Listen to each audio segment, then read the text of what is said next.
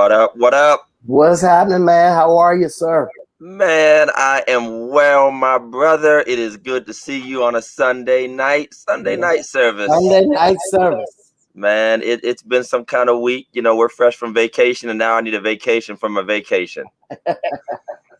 Them kids, man. I told the church today, I'm turning into George again. I'm turning into George because I swear I must have threatened him about 30 times. This is the last trip. This is the last time I spend money on y'all.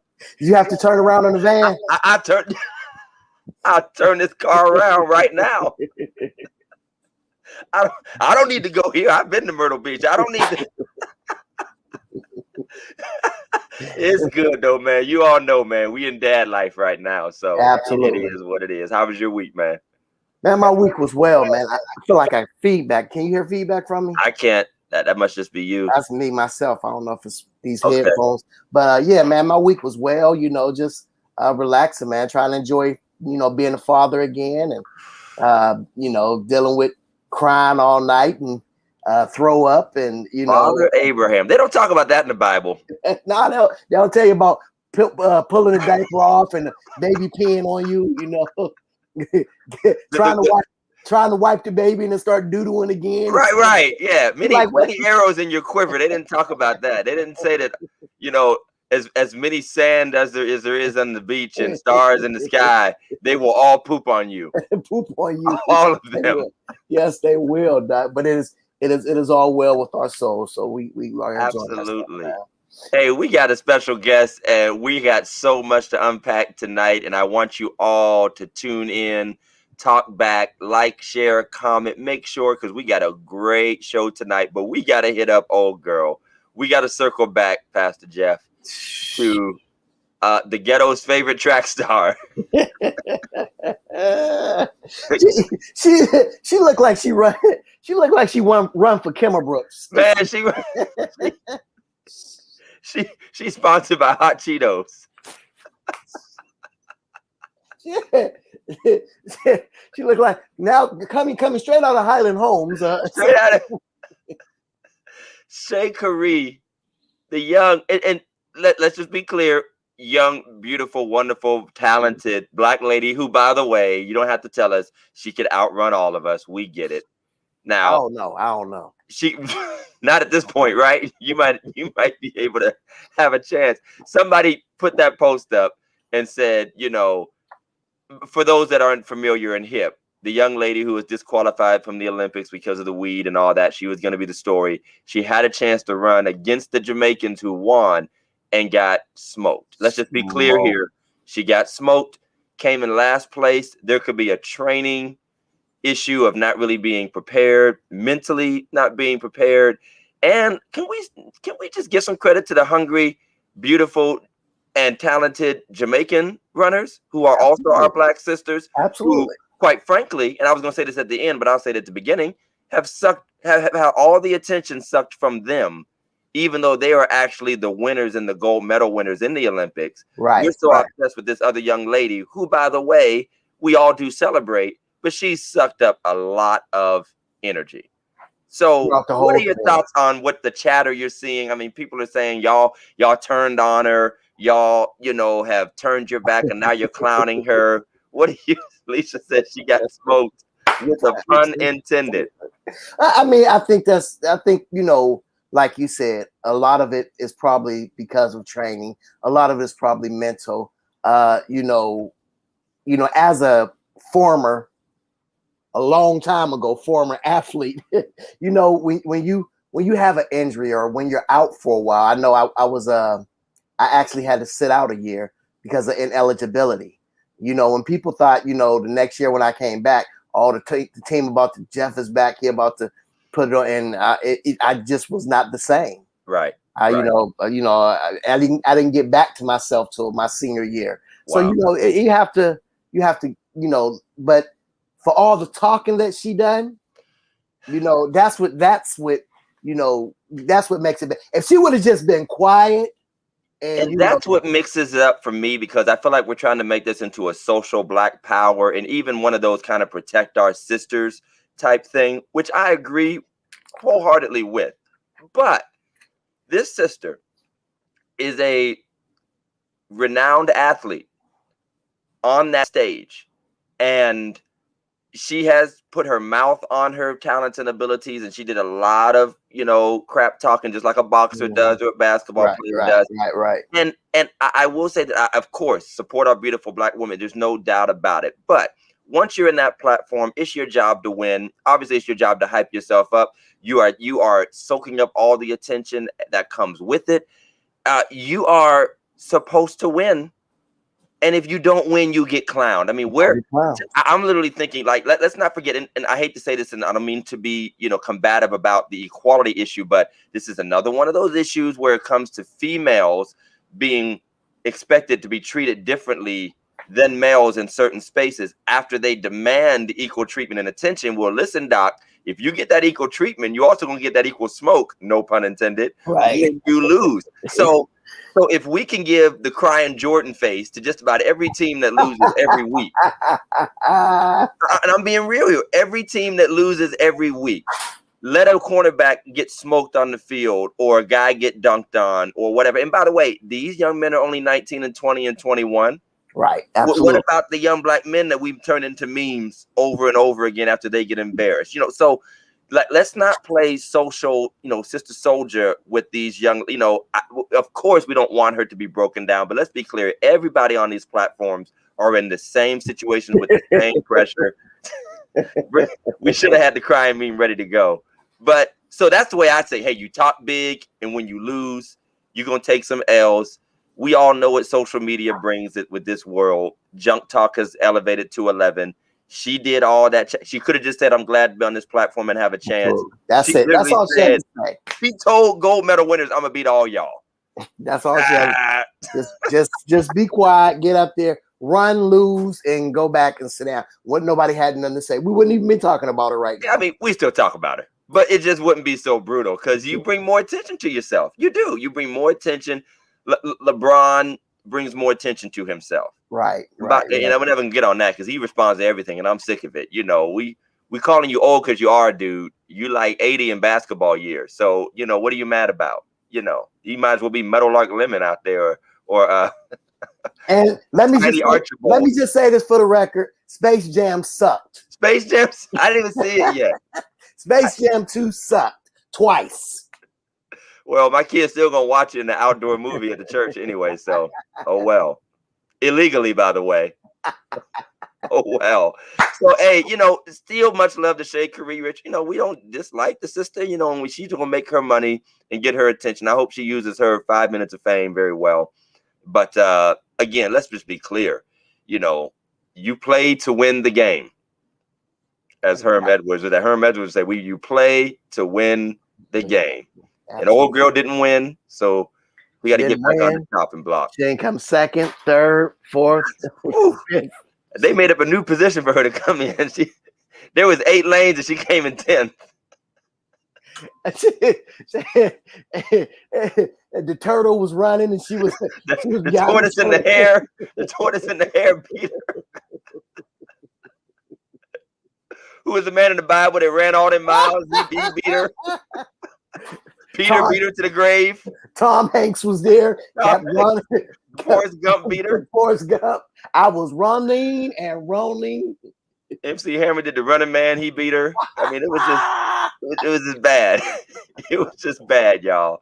All right, let's put these sponsors up, Mike, because we got to stop. We're going to get some angry emails. Let's thank our sponsors, Phillips Care Cleaning Service.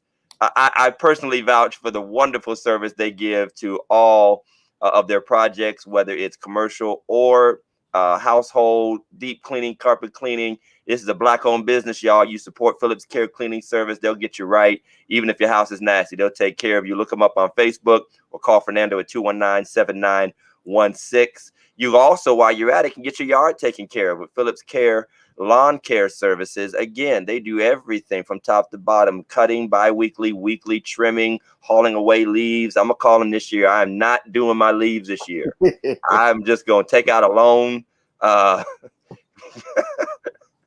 mortgage one of my kids. I don't know, but somebody going to get these leaves out my yard, back to country living. So check them out again on Facebook or look them up, Phillips Care LLC, 330-219-7916. Of course, you're welcome to be sponsors of Religiously Incorrect and reach our millions of viewers and followers, and your business will simply explode beyond your wildest dreams if you decide to advertise with us. But we thank Phillips Care family of businesses. Jeff, I'd like you to do the honors of introducing our guests. Y'all share, tag somebody. Please tag, share, like, especially. Hey, and to my older saints, you have to tag with the @ symbol. That is Shift 2, and then you start typing the name, and don't put any spaces. Again, you start with the @ symbol. I'm giving instructions because I have some wonderful Second Baptist members that they tag with the exclamation point, the Q, the $sign, they cash apping people. Yeah. So you use the @ symbol, Shift 2, and start typing some names and bring somebody in. Go ahead, take the honors, Jeff. We are blessed and we are honored to have this brother. He's been here with us before, and it was a fantastic show. And we are just so honored to have him back with us today. Y'all put y'all hands together. Y'all put y'all virtual hands together. Virtual hands. for our guest, the Reverend Dr. Angel Dela Cruz. Come on, y'all, give us.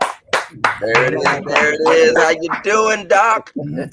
I'm doing good, fellas. How are you? Oh, we're well. We're well. Y'all are crazy, man. Well, you must be crazy because we brought you back. So. Yes, sir. Our show is entitled, watch this, y'all, Male-opause. Male-opause. And the male ego. Our show is called Male. You've heard of menopause, which is so weird that it's called men-opause. Even though we know that's tied to female function in the medical sense, but menopause is often spoken of in the female sense of that transition in life that females go through hormonally, physically, emotionally, and even mentally in some cases. Male-opause is a concept that we're going to unpack. And first of all, I guess we'll just start. We're not even going to go in house life because we know you're blessed, and Lady Dela Cruz is one of our greatest fans. She's about to have a plaque on the wall pretty soon as our #1 viewer. But she's gonna be on our fans only page. Our fans only page, the Patreon. Yeah, she loves you, brothers. She loves y'all. Y'all are her Sunday night service. Oh man, hey, we're honored. We're honored. Amen. So tell the audience, because I'm sure some people don't believe it exists. Tell us, what is, in a short sense, male-opause? Well, male-opause is exactly what it is for menopause. It is the biological, social, and mental changes that every man goes through as they age in life. And because we don't talk about it doesn't mean it doesn't exist. Absolutely. It happens to us. Human developmentally, we go through changes from one age group to another. And so a lot of times we're so isolated from each other. We don't talk to each other about it. What the sisters have learned to do is to talk about it and literally build a support network and group so that they can get through it together, even telling each other, this is what you do when you get hot flashes. This is how it's going to happen. And let me tell you, these are some things you can do when you feel this way or that way, when hormones and things start changing. You don't ever hear brothers say, hey, man, when you start losing testosterone, this is what's going to happen to you, brother. They'll talk about Viagra, but they won't talk about, why you have to all of a sudden take Viagra. Right. So it's still, I'm calling it male-opause because it is something that we go through, that we change. Right. Is it because the male ego says, I am not getting old. Right. I am still young. I am still vibrant. I still, I still can pull them. I might not, I can still, I can still that's pull right. They ain't pulling them. They dragging them now. They dragging them at this point. I can drag them.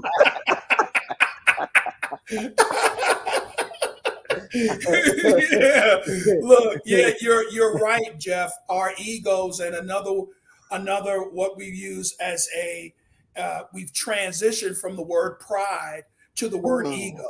That's Mhm. good. Because there is something we can have a teachable ego. Like y'all are brothers, y'all are best friends. Y'all can challenge each other when you know you're in your pride or your ego. You can actually challenge each other and say, "Hey, man, I think that this is this." Now, y'all may argue and go through changes, but because you love each other, you'll think about that man has your ear. You know Right. that he can get past anything that you may be going through. But the ego does say, and let me remind everybody, the ego, it was the id, the ego, Hmm. and the super ego, and they were created by let me make sure I get this right, by Freud. Freud, They Sigmund. were Old created by Siggy. Freud, and the ego is where the id, which is the conscious that has no training, and the super ego is what you think you are really, and you're really not. And the ego is the moral part of who you are that keeps both in balance. Hmm. Okay. So our egos is who we are. And there is a such thing as healthy egos. Hmm. But there are times when we transition in life where our egos become sick. And so when we talk about, because we throw this word around, besides my other worst favorite word, hypocritical, we Yes, throw sir. the word egotistical around a lot. Right. Right. Should we more properly be saying super egotistical as opposed Yeah. to egotistical? Because, like you Yeah. said, there can be good and bad to ego Yes. balance. Yes. So, Yeah. Yeah. When I see what the let me say here, instinctual part. Superego operates as a moral conscience, and the ego is the realistic part that mediates between the desires of the id and the superego. So yeah, it's your superego that is out of whack. That it's out of whack, and it's taking over the ego. hmm, hmm, Actually overstepping its bounds, or you would say the id is overstepping its bounds because, as you know, and this happens when men are transitioning from uh, 35 to 45. Like Jeff said, I still got it. I can get any of the young ladies. I'm still a Mac. Yeah, oh man, who point out, she be mine. You know what I mean? I still got the swag. No, you don't. No, you don't. You're 45 years old, man. okay, You're but but but 45. but but here's my pushback on that, and I think I'm speaking for a lot of swaggy 45-year-olds. Okay. You know, and I'm not there yet, but if they are still pulling them Mhm. and the culture is just structured so, whether it is younger females who are pursuing these brothers, and it's not Yes. always just he has a car and a lot of money. Right. That's right. Sometimes these older gentlemen are more polished, That's more right. secure in Mm. themselves. That's right. These younger guys are still playing young and dumb and Hmm. messing females over. So Hmm. so that older gentleman, that 40, 45, 50-year-old, he really is, so he's saying, how are you going to tell me I'm not I'm playing an image? How are you gonna tell me I'm just? I could see if it was some old player and everybody just brushing him off like Jerome from Martin, Right. and everybody's just considering him pathetic and he rapping the folk Uh-huh. on the corner. But what do you Hmm. say to these older gentlemen who they really are? They are in their element, and they can get a 60-year-old as much as they can get a 36-year-old or a Hmm. 26-year-old, and they're feeling their confidence. How do you wrestle with somebody who might push back in that direction? Can I Well, can I jump can I jump in there yes, real quick sir. because Yes, sir. because I think a lot of them are not pulling them. A lot of them are sugar daddies. They Okay, could That's be. just, that's that's just definitely that's because they may the young lady may want them for because they're nice and they're sweet and they're the ones paying the bill, but they still want that roughneck on the side too. right. That True. young Right. that young thug. Now let me say this real quick for the super spiritual people who may be watching, talking because we're talking about ids and egos. There is a time that we have to bridge spirituality and Yes, sir. psychology Thank and you. Yes, sir. let people know. And we have So a just trained want you to know, counselor here. This is he's not a a trained this is not a counselor. Jack Lay, Facebook expert. This is not one of your YouTube researchers, you know. But yeah, so how do we wrestle? And I mean, there's got to be a balance there. I mean, because it's become the age of the silver fox. It's become Yes, that yes, you sir. got young dudes dyeing their hair silver. You know what I'm saying? I mean, they Right. That's trying right. to look more. Right, right. I would say that when you're 26, you're an adult. Matter of fact, you really don't your brain, the front of your brain, which is the part that really makes moral judgments, which makes for sound decision making. That doesn't mature until you're 27 years old. So let's start kind of right there. But now, if you're 46 and you're dating a 16-year-old, 15-year-old, 14-year-old, there's something to be desired in your moral compass. Hmm. Something's out of whack. Now, sure, if there are young ladies who want an older man and they're old enough, then how much can we say? Well, how many of us have daddy and mommy issues? And that's everybody. I don't care where they come from. I don't care who they are. Everybody's got some kind of issue because of the way in which they grow up. And everybody has, and I don't want to say issue, that's another word that's really overused. But I want to say we all have baggage Hmm. from the way we came up, no matter who we are, and we bring it with us. So sometimes you're closer to your mother than you were to your father, or sometimes you're closer to your father than you were to your mother. So yeah, I think that it's when the moral compass is out of whack because you want to prove you still got it. Right, Like right, having five women, they all 36 years old, but they don't know about each other. You right, got five honeys. You understand what I'm right. saying? And you got the same $100 bill you've been showing to all five honeys for your thing. Like I got $300. You know what I'm saying? And Absolutely. nobody knows about each other. You know what I'm saying? You got, but you the Mac. That's a moral compass Right. that's off, and usually it happens within the transition periods of 35 to 45. Now, that's when you cause a crisis. You're living a crisis that's going to happen. Now, is that the same as midlife crisis, or is this a different angle to transition in a man's life? Because Actually, I'm sorry. no, go ahead. Actually, the mid it's not only midlife crisis, but it can when you're transferring from, let's say, for example, from 22 to 27, you can do things between 22 and 27 that you're not supposed to be doing. You know better, but you are still trying to capture some younger part of yourself. But you Mm. 27, think about how when you guys got ready to go to 30 years old. Think about it. When you got 27, 26, you were going, oh man, I'm not going to be young anymore. Because you're not. When you're 27, 28, 29, 30, you're not a young person anymore. Yeah. You're an adult. Right. And now that the frontal lobe is now matured and making decisions that are adult in your head, now you need to start moving to adult, but you keep trying to hold on to it until you realize, man, when I used to be able to drink a fifth of vodka with no problem, dog, and get me a doggone quart of OE and an ounce of weed. I used to be able to roll deep. Now you're understanding. Now the next day and the day after that is not as pleasant as it was when you were getting. So it's those kinds of. You can have to answer your question. Let me be. You can have a crisis at every stage of development. Wow. Or you can choose to transition at every stage of development. That's it. And normally, you know how to transition if you've had as much of good parenting as possible.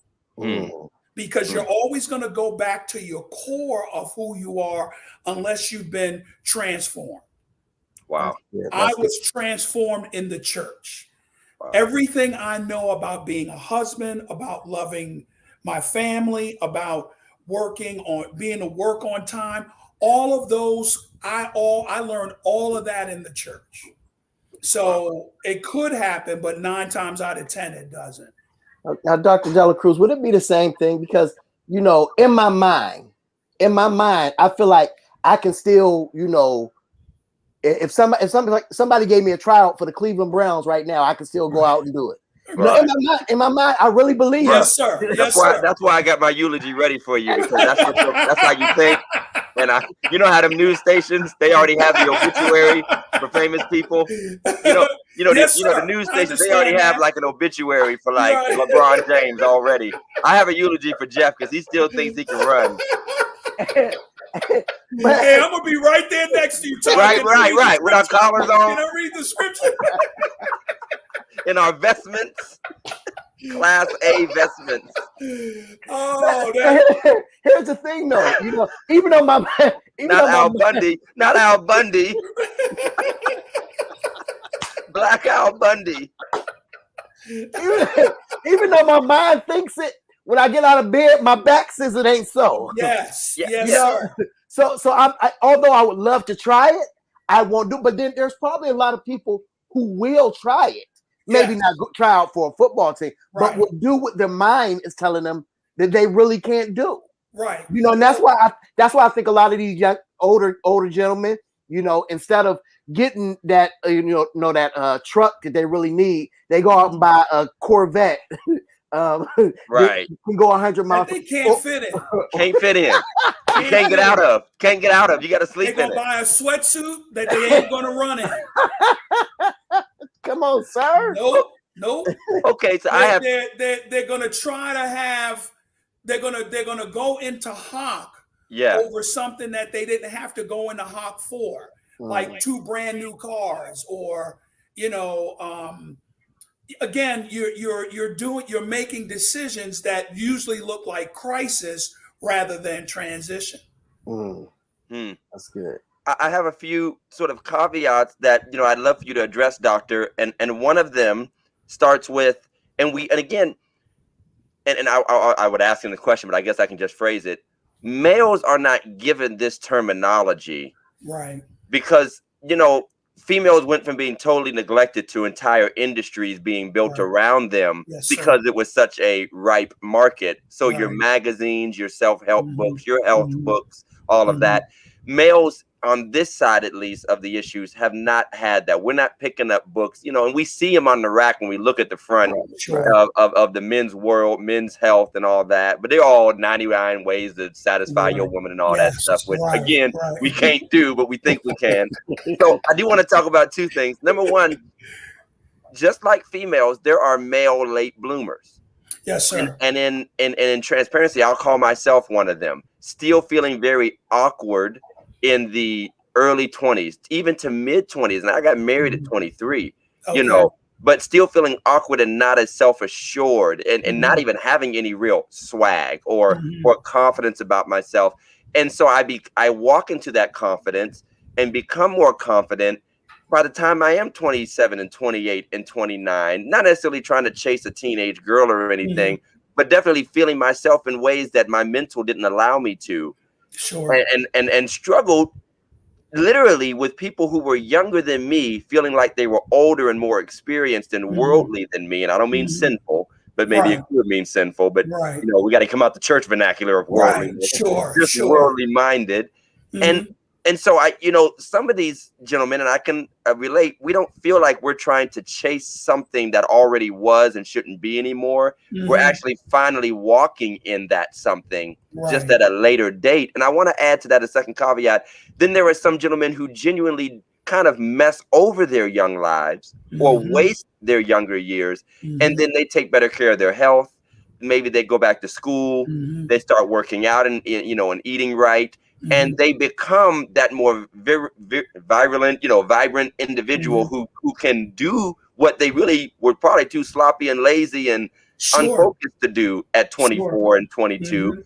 And now they are kind of a specimen at 28 and 30 and 35. And so how do you walk with that? How do you walk alongside that? Is that still a crisis or a transition, or is it just a delayed transition behind some others? You've chosen to transition rather than cause yourself or somebody else a crisis. Okay. And all of it. And of course, brothers, I was raised very differently than what the church would have raised me. I was a convert at 19 years old, and I was a major drug dealer as well as a drug addict.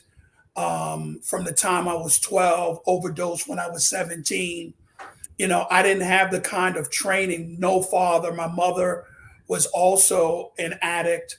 And so all of what surrounds that, you know, bore witness in some of the transitions of my life. But I would say, to answer you, to make it a question, I would say the amount of regrets may be less.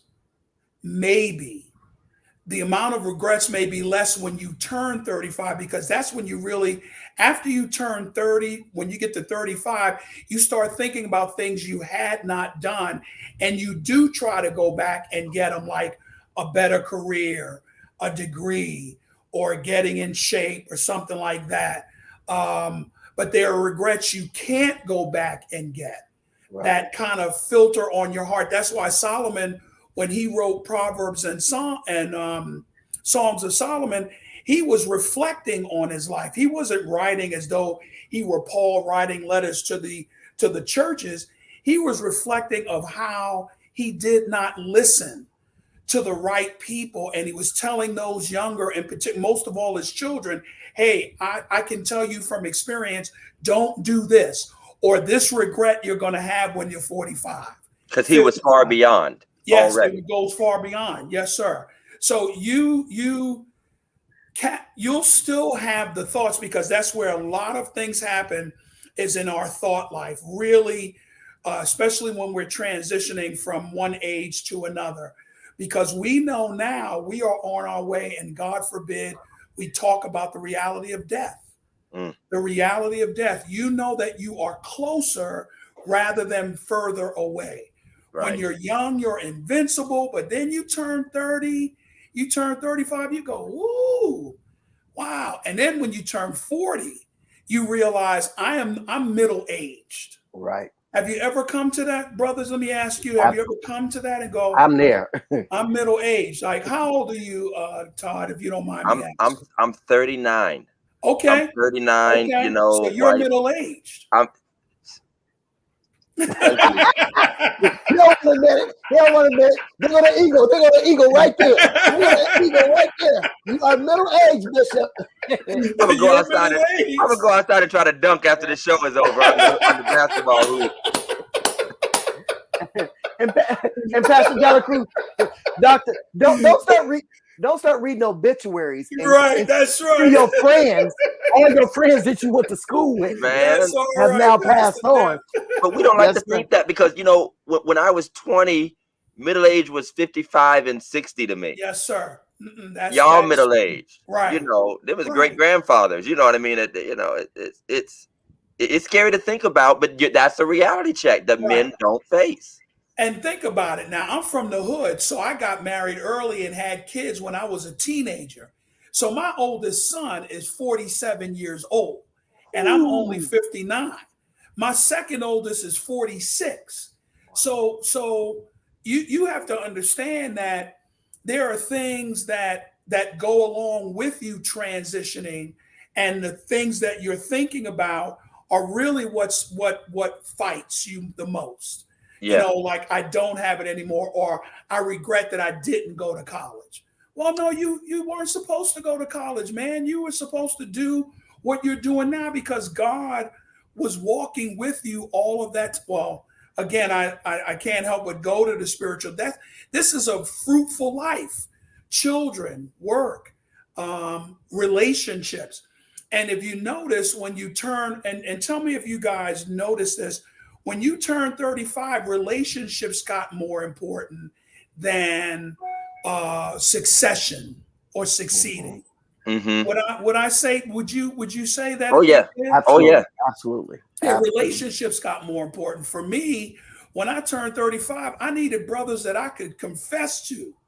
Right. You know what I mean? No matter what it was, that they would understand, and they would walk with me through it, whatever I was going through. I think I talked to my brothers more frequently on a daily basis than I did in my 20s, when you call yourself with a crew, kicking it, but it was so empty. It was just, you know, nothing wrong with sharing life. People are getting married and doing that. But now this stage is just how are you doing? Every once in a while, it's a dump on each other. You know, Right. can't believe wife did this, or the kids on my Mhm. nerves. Da, da, da. Mhm. But that's actually a basically informal counseling.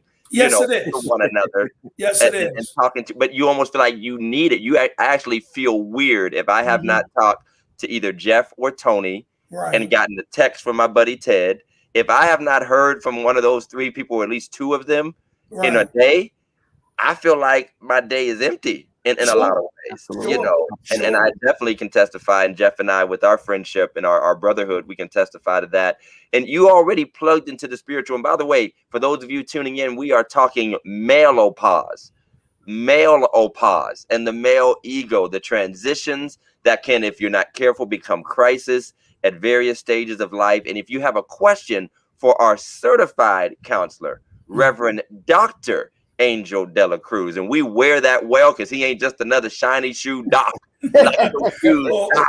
well, actually, And I'm actually a trained, experienced counselor. I wouldn't say certified. Experience. Yeah, exactly. He Yes. didn't just get his papers from the internet yesterday. All Right. right. Right. So if you have a question, please pose it.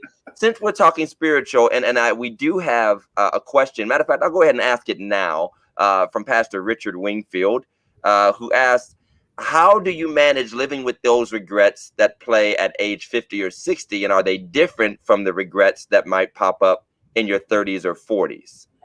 Oh, well, welcome, Pastor Wingfield. I know him.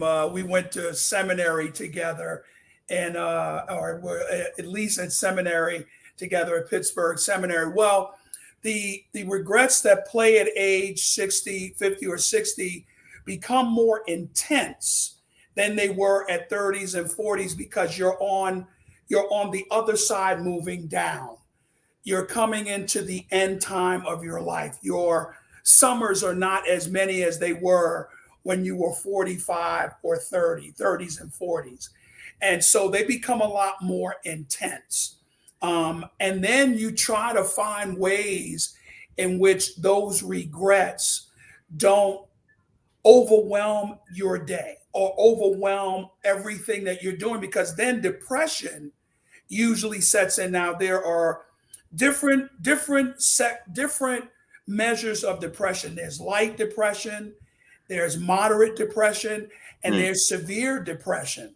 And depending on how you deal with the regrets, how they stay on your mind, because you can't go back and correct them, or you can't make up for those regrets because again you can't go back and correct them.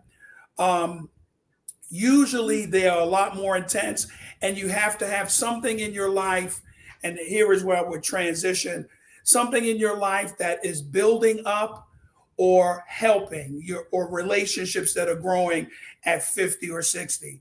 In the transitions you need to have something that you're working on, that you're building, that helps with the regret.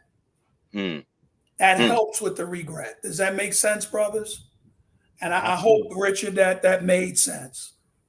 Oh, it You know, absolutely does. absolutely. You know, one of the things I learned, and this may not be a question, but it's more of a comment, was that there are things that my 18-year-old person done that my 40-year-old man had to pay for.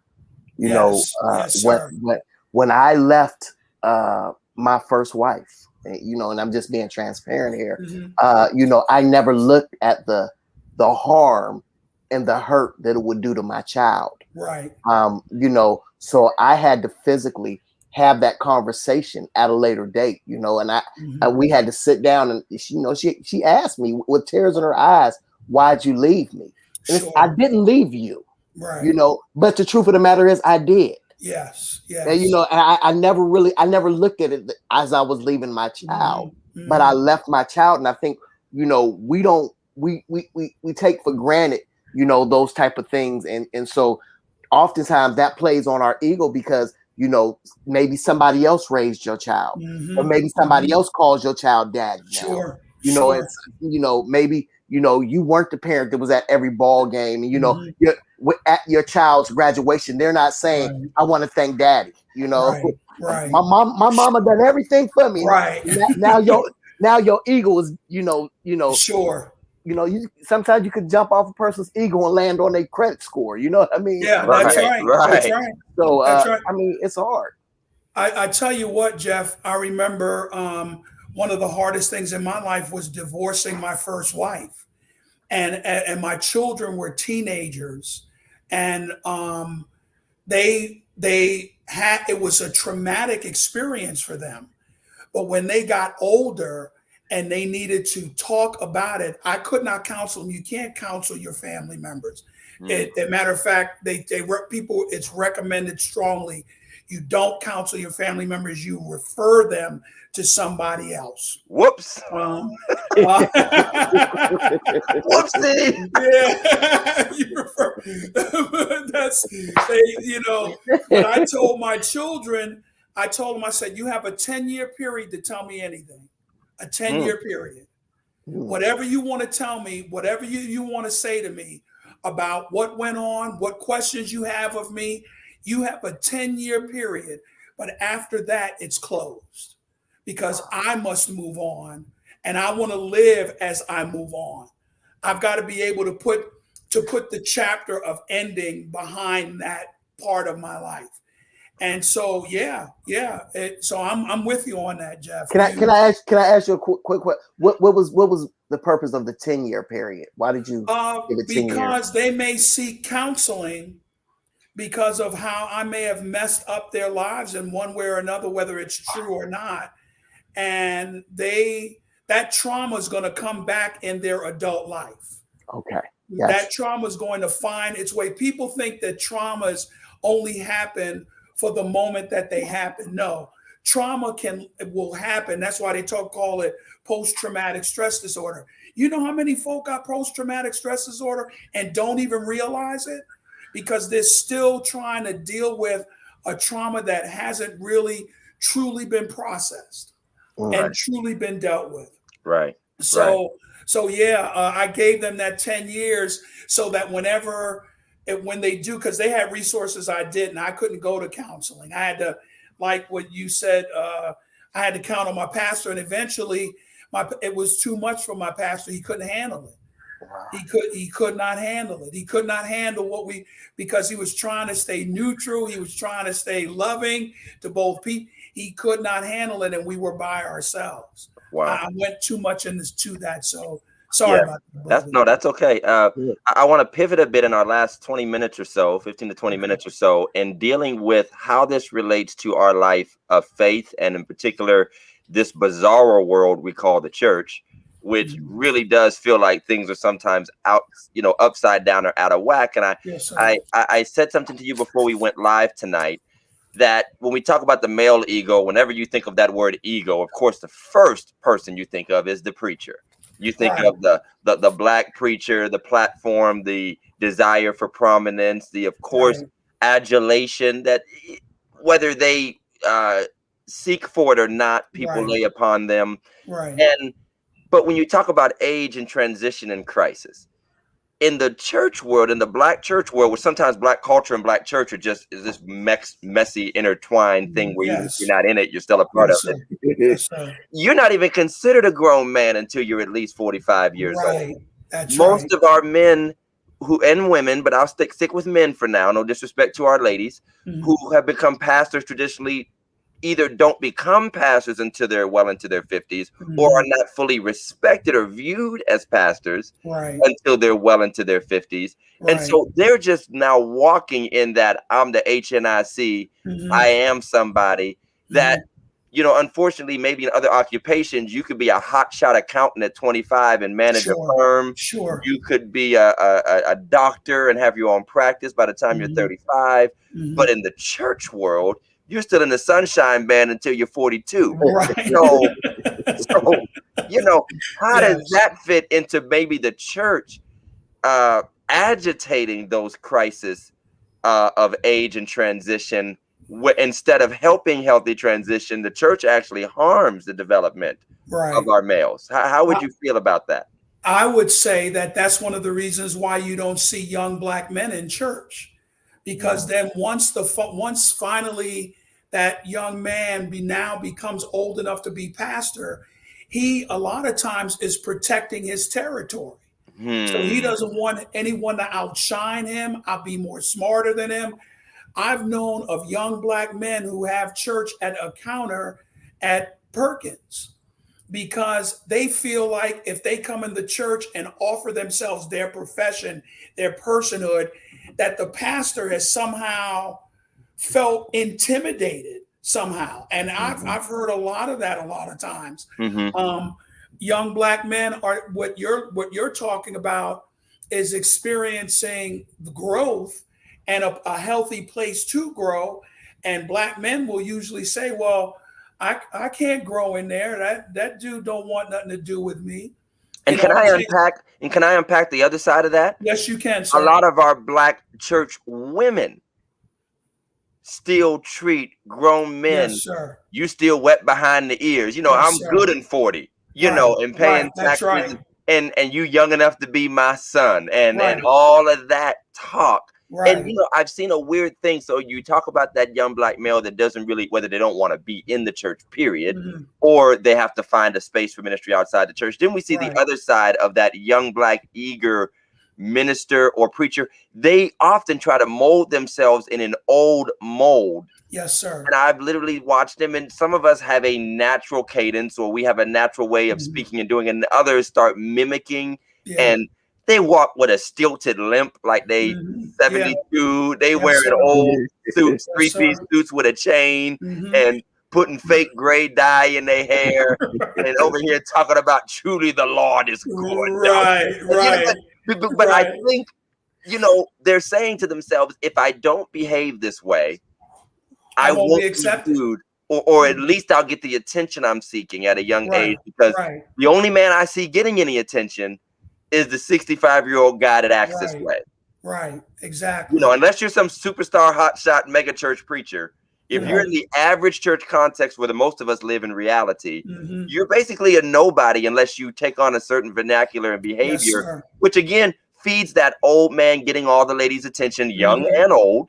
Young and old. That's right. I've never seen so many older 70, 80-year-old ladies, and y'all can get mad at me if you want to, church members, who just edge the line of appreciation into, they make the preacher, and especially older preachers, into their own Billy D. Williams type. Yes, sir. Yes, because sir. he's always sharply dressed, and he knows exactly what to say, and even he prays smooth, and you know, and so you got young men watching that. That's right. And it kind of screws up the transition timeline, if you will, because now instead of going back, you have some young men trying to leapfrog over stages. Right. That's right. Well, the church is still, it's too tight to have self-actualization. It's so tight. You can't become who and what you are as a preacher. You know, maybe I'm not the one that has the cadence. Maybe I'm not the one but I know that I'm called. Maybe I'm not a yeller, right? I'm not somebody, but I teach, and while I'm preaching, there's not and I know, and I can hear my religious brothers and sisters say, oh, self-actualization. You ain't supposed to be about the self. Right. You know, you should be wanting to be like Jesus. You know, Jesus was accepted in the temple at 12 years old. Right. He sat with the great minds of the Old Testament church in Nazareth at 12 years old, because they had a place where he could actualize. Right. And so I think a lot of times the church is real tight. And usually what young men will do is they will say, well, I can't compete with that. I'm going someplace else to feel empowered. And you know, and maybe this is statement / question. There is, and I hate the fact that most of our media and most of our artistic expression and representations of Black culture and church kind of just really overdo it to the point of scandal all the time. But there are strange undercurrents of sort of an intersexualization of one another, and socializations, almost like high schoolish, of just everyone's kind of sizing each other up, whether you want to admit it or not. Yes, sir. In the church, whether you want to admit it or not. And just like a person would at the bar or in the world as they're transitioning through life in the church, that's right, they are also trying to find their space. Right. Where I went from being the young gun to now I'm maybe trying to be young gun that I was that I could have been before. Right. And now I'm trying to be old dignified man, because each stage is getting me attention. Each stage is getting people looking at me in a different way. You know, and we don't like to talk about that because we think sexuality, well, I don't have any scandals, but it's not always just trying to hop in somebody's bed. Right, exactly. It really is how our compliments just kind of have a little tinge to them in the way we look at each other, the way we try to serve men of prominence. Right. We serve them almost as if they are Solomon on the throne. Yes, with yes, we do. Yes, and we do. you know, and we think, how can he do this? I'm like, do you see how you treat this cat in that chair? He might as well be in an Egyptian palace somewhere. That's right. That's you know, right. with a naked woman feeding them grapes after he preached. Right. That's how if you got a grown woman feeding you water, yes, you know, I mean, physically, I agree. You know, for you, yeah, we don't like to think it, but it is not pure. But it's also not wicked. But there's also an undercurrent that just kind of flows there that I think messes with everybody's subconscious in a lot of ways. It does. And there's an uncomfortability that exists that you try to ignore. And everybody at that moment, when the sister is pouring the water down his throat or wiping his sweat, like he don't have hands, wipe his own sweat off his head and off his hand. You know, everyone is uncomfortable with it, but won't say anything because the culture is so tight, it won't open up. And it's a culture. It's a culture that you can't fight because it's too dense. I'm sorry, go ahead. I was gonna say, you know, that I think that goes back and speaks to the ego, though, once again, of that pastor who is willing to let you wipe your head, who is willing to allow this young man who, you know, to carry your Bible and you know, your Bible don't weigh nothing but 2 pounds. Why can't you carry it yourself? You know, to the, you know, it's once again, and I say it, you know, it's that Superman complex because truth be told, if I'm at church and I say, boy, I'm hungry, within 2 minutes, I'm going to have some KFC. Somebody's going to go get me some KFC. You know what I mean? Somebody's going to go get me some chicken and bring it to me. But then when I get home and I say I'm hungry, or, you know, I still got to cut the grass. Why do I got to? I'm the pastor. You about to be everything but the pastor, Doc. You're going to be you know, Tom, Dick, Harry, Negro, please. So you're Superman in the church, but you Negro Jeff at home. And here's my experience, Jeff. And Jeff and I have probably walked in this a little bit. And it's a part of my nature. This is George coming out of me too. Now, if you dare to be standoffish from that persona, and you don't accept or reach out in the more personal embrace, you know, people are treating you as if you're the strange one when you are operating in boundaries where I am not trying to rub up on women's backs after church. I am not trying to lay hands on somebody all the time and have intimate conversations in the back office or let people tell me all this. And again, I feel normal, but I feel the current of people like, you know what, let me go find me a pastor who will spend more time with me and more attention and who wants to be adored, who wants attention, who wants somebody to warm their car up. And again, there's an undercurrent to all of that. Yes, sir. I do extra stuff for my spouse, basically, and that's about it. Quite frankly. There's a lot of people who've lived that life. And again, it's really no different than that older gentleman who's at the bar and is being doted on by a lot of usually younger females or females who think that they just got it all together and they're being doted on. And if he's just a gruff guy in a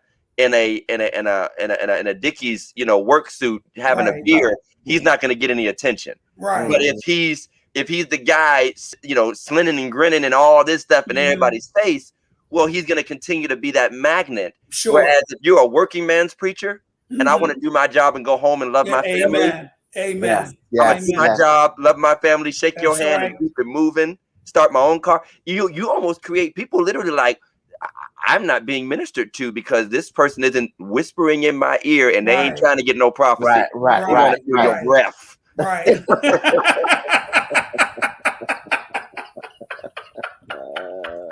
You ain't right. Am I right about it? Am I right about it? I mean, that could be a whole show unto itself. The sexualization of church and the relationships that we develop again subconsciously, and how that almost mirror image the sexual tension of the club, the bar, right. You know, Yes. relationships that Yes. you have to break sometimes at your detriment. Now, Yeah, but they have to be broken so you can save yourself and your family. right, See, right, because you are going to be the one that's going to fall. That's yeah, you're being diligent and vigilant about your comportment so that it is not in any way, shape, or form, it is not broken. That love connection with your wife is not broken. That your family, and you don't set a bomb in the middle of your home and blow it up. Right. So for me, that's why for me, elders are so important. And in my particular denomination, elders are equal with the pastor. Elders are equal with the pastor. They're ordained. The only thing they're not equal, and I'm the teaching elder. They're not the teachers, but they can say to me, Pastor Angel, I mean, they have as much of a voice in the room as I do. Now, of course, there are gifts of leadership and different things like that, but it is imperative that you do that, because if you don't, you'll find yourself, you can find yourself slipping. right. Amen. Listen, as we come to a close, just a quick question, final quick question. How we find ourselves, give us some tips on balancing our egos as Black men, or it's just men, period. How do we balance this ego that we have? Okay, I'm going to begin with what my friend Winfield, the question he asked is, watch how you dwell on regrets. Watch how you dwell on regrets. Watch how they can overcome you and overwhelm you. And you don't do what Paul says to do, which whatsoever things are true, whatsoever things are lovely, whatsoever things are of good report, think on these things. Look at all, like I went through one transition where my degrees didn't matter. It felt like I didn't do enough. But then I knew I had to think of my graduations. I had to think of the people I love and who loved me and was proud of me. That's one point. Another tip would be make sure your relationships are healthy. Make sure all your relationships are healthy. And that can depend on what people call health. But I know that there are people that in your churches that they have this kind of sycophant, kind of idealistic, this is my pastor, and they look up to them as though they were holy and divine and should be revered like the Lord. Be understanding and discerning of those kinds of relationship. And then thirdly, I would say probably know when you're in the transition. Know when you're feeling like, man, I'm just not feeling right. Man, I don't know what's going on, but I'm going to talk to so-and-so about this. Right. And then, also have ways in which you are thinking about progressing in your life, like goals, small goals. If it's losing weight, which, I haven't hit that goal yet. I like eating hamburgers. I like eating cheeseburgers too much. Think of small goals and goals in your life that you want for your children, for your wife, for yourself, because those take you through the transitions. Wonderful. I love it. I love it. Absolutely. Absolutely. Pastor Dela Cruz, I mean, this was such a unique and enlightening show that actually puts a lot of our really foolish, stupid shows to shame. I love your shows. we have done some mindless podcasts. You ain't right. That are a shame to the kingdom, to be honest. But really, I mean, the information and the insight and intellect, and I really do wish that we would work to create more spaces. Now, it's hard because you can invite men to open up, but the culture has so dominated the mentalities of men that they're just not willing. And it's enough of a fight in the church to get men to talk honestly, who are already brothers who see each other every day. And we've done, Jeff, you've been there, I've been there, you've been there, Pastor Dela Cruz, the men's breakfasts and the fellowships. You never really get much deeper than the surface, you know, and nobody really wants to say my marriage is on the rocks or my mental has not been well. I've been saying it a lot frequently and not sure if my church catches it.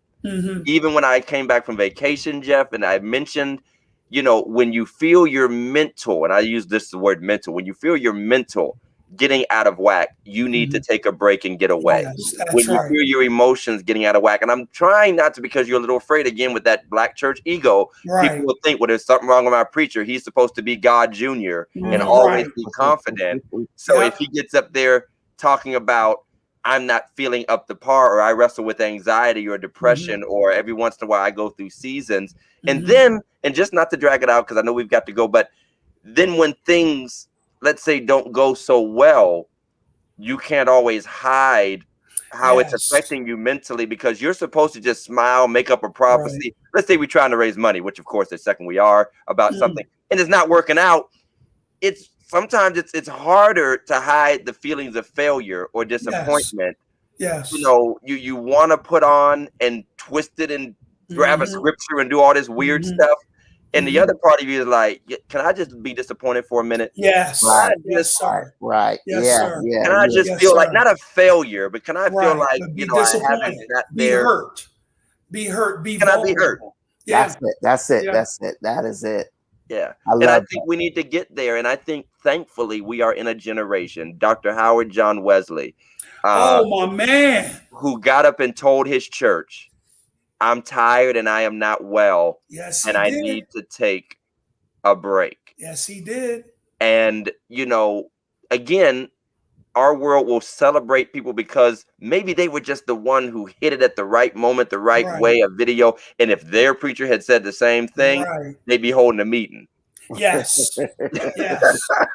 Yes. But if that guy goes on ABC Today and all this other stuff, and he becomes this kind of you know, figure, it's great. And so, you know, we have to create those spaces. Thankfully, mental health and mental stability have become more of a cognizant issue in the Black community and in the Black church. But I think there are more steps we need to take to actually open up. How do we bring it out, address it, speak to it, and then deal with it, you know, as it comes.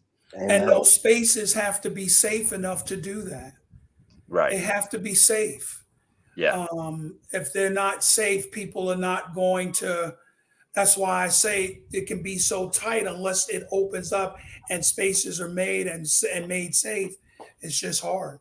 Yeah. Yeah. Pastor Jeff? I would just say, you know, again, like Pastor Todd said, I think those things have to be brought out. I think we need to start taking sabbaticals. And sabbatical is not going on a preacher's retreat. Right. Convocation.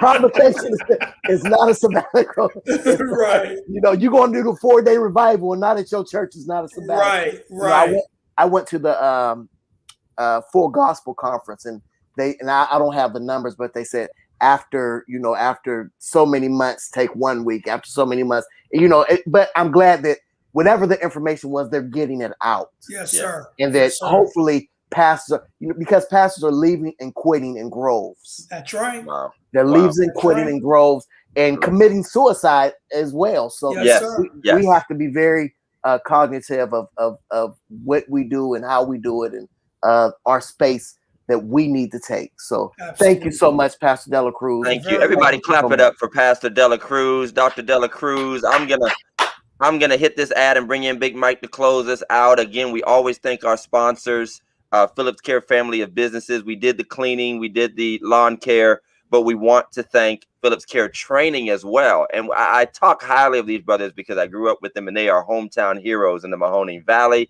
Not only do they do the lawn care, the cleaning, but the same family operates a physical training business. And they are the new owners of High Street Fitness in Cortland, Ohio. They have all types of specials and programs, indoor and outdoor training programs. Mike Phillips is the owner operator of that, and a good saved brother who will get you right, get you fit, but he will kill you in the process. He will murder you and resurrect you in the process.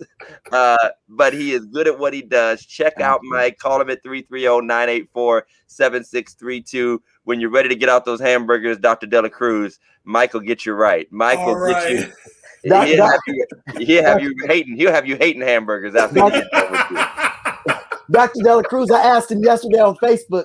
I asked him, could I just drop my stomach off and come back and pick it up when it's ready? I ain't getting no response yet. I don't know. Absolutely. Come on, Big Mike. Close us out, brother.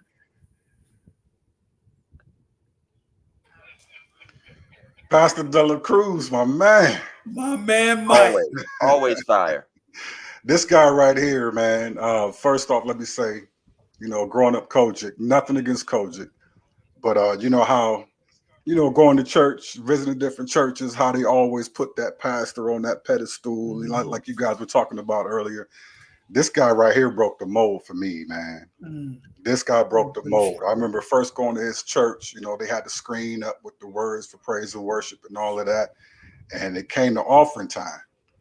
And they had the weekly budget, what they needed, and what they raised the week before. So so the first thing was the transparency from him that really got to me. Brother, you ain't never seen the board on the side of the Baptist church with the little numbers in it? Hey, they had it in the front. We've been doing that for 150 years. They had it up front for everybody to see it. But ain't nobody looking to the side, bro. Ain't nobody looking to the side. Remote Deacons is. Them deacons looking to the side. Hey, Pastor Todd, it was 3.5 people in Sunday school today. Right. 3.5 people in Sunday school. Sunshine Band raised $20. Raised $29 in the fish fry last week. Right. And then another thing that got me, I was going to his church. I ran into some hard financial times and I wasn't paying my tithes and the offering. So I went to him, apologized. And he was like, Mike, I don't know who does what. I don't know. They collect the money and he said, I don't want anything to do with that. That's my world, Doc. That's it. And and he said, not that I'm going to steal it or not that I'm going to take it. He said, Mike, I don't even want the temptation. Right. And that right there really stood out with me for this guy right here, man. He thank you, Mike. stand up guy all the way around, man. One of my best friends, my confidant. We keep in touch every now and then, catch up and this and that. But Angel, you my man. Same here, Mike. You my dude, man. I'm proud of what y'all doing. I thank God y'all do this, man. I appreciate your support, man. We love it. I do have one comment. A friend of mine, close friend of mine, was going to counseling. He's in his mid-40s. And he was going to counseling. And the counselor told him, which kind of surprised me, that there's no such thing as a midlife crisis. He said you get to a certain age where you just don't care what anybody thinks anymore. Wow. So what are your thoughts on that? Do you agree? You disagree? I'm kind of curious to see where. Yes, sir. You choose to make it a crisis by what you do. Okay. Transition by choosing to make it a transition. Again, being 65 years old, married with grandchildren, but you're going to mess around with a 16-year-old. Mm-hmm. You choose. It's what you choose to do. Right. But there are transitions. You can turn them into crises. So I kind of agree with the guy. Okay. With what he's saying. Does that make sense? Oh yeah. Okay. Yeah. That makes sense. Right. That makes sense. But that's all I have. Thanks, Angel, for coming on. Anytime, fellas. I've been wanting to do this episode for a while, so thanks for squeezing us in your schedule. I know you've been busy. You got it, man. Yeah, it's way past my bedtime, brother. Oh, Lord. Listen, all of our viewers, keep watching, liking, sharing. We're on Facebook, Instagram, Twitter, and make sure you follow us on YouTube. Absolutely. Keep commenting and sharing. We got some fire episodes coming up. Look for some announcements in the next few weeks. We are religiously incorrect, and we're gonna stay that way. We're loving what we do. Meet us next week for Sunday night service. them kids better be in the bed because we got school in the morning. They all better be. I'm about to go up there with some Tylenol PMs, some Benadryl. Some Nytol. It's cocktail time, Doc. Listen, as y'all kids is going to school, please make sure they wear a mask.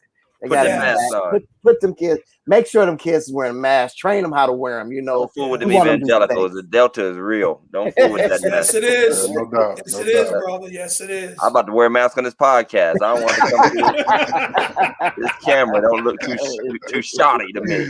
No, crazy. Everybody take care. Have a great night. We love y'all. Until next time. Mike, take us out. All right. Peace, y'all. See you next week.